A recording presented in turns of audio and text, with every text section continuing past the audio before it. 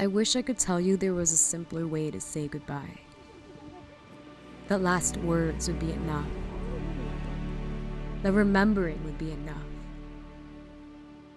Because how could you make a ceremony of laying your fondest memories to rest? Well, maybe that's why humans make ceremonies out of goodbyes, where we make eulogies out of farewells, where we make poems out of people.